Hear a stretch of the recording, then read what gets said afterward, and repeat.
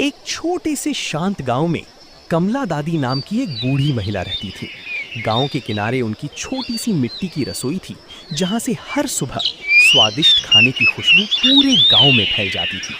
सफेद बाल, चेहरे पर प्यारी मुस्कान और हाथों में जादू जैसा स्वाद, यही थी कमला दादी की पहचान। कमला दादी अकेली रहती थीं, लेकिन उनका दिल पूरे गांव के लिए धड़कता था।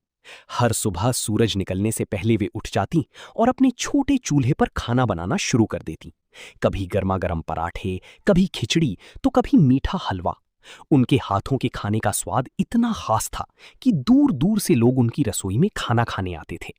गांव के गरीब बच्चे अक्सर दादी की रसोई के बाहर खड़े होकर खाने की खुशबू महसूस करते थे। दादी ये देखकर मुस्कुरा देती और प्यार से उन्हें अंदर बुलाकर खाना खिलाती। वे हमेशा कहती, भूखे पेट से बड़ा कोई दुख नहीं होता। एक दिन गांव में तेज बारिश हुई। कई लोगों के घरों में खाना नहीं बन पाया। पूरा गांव परेशान था। तब कमला दादी ने अपनी छोटी सी रसोई का दरवाजा खोल दिया।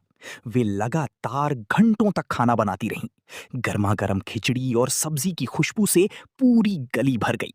गांव के लोग लाइन लगाकर खाना लेने आने लगे। बारिश के बीच दादी बिना थके सभी को खाना परोसती रहीं। छोटे बच्चे, बूढ़े लोग और मजदूर, हर किसी के चेहरे पर मुस्कान लौट आई। उस दिन पूरे गांव को एहसास हुआ कि कमला दादी सिर्फ खाना नहीं बनाती थीं, बल्कि अपने प्यार और दया से लोगों के दिलों को भी भर देती थीं।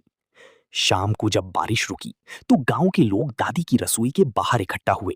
सभी ने मिलकर कहा, दादी, आपकी रसोई हमारे गांव का दिल है।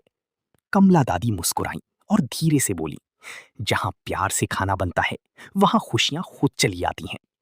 उस दिन के बाद से दादी की छोटी सी रसोई सिर्फ एक रसोई नहीं रही, बल्कि पूरे गांव के लिए अपनापन और प्रेम का प्रतीक बन गई। तो दर्शकों, कैसी लगी आपको हमारी कमला दादी की प्रेरणादायक कहानी? कमला दादी ने हमें सिखाया कि जरूरतमंद और असहाय लोगों की मदद करना ही सच्ची इंसानियत है। अगर आपको ये कहानी पसंद आई हो तो इसे अपने दोस्तों और परिवार के साथ जरूर शेयर करें। हम फिर मिलेंगे एक नई और खूबसूरत कहानी के साथ, जो आपके दिल को छू जाएगी और जीवन को एक प्यारा सा संदेश देगी। धन्यवाद।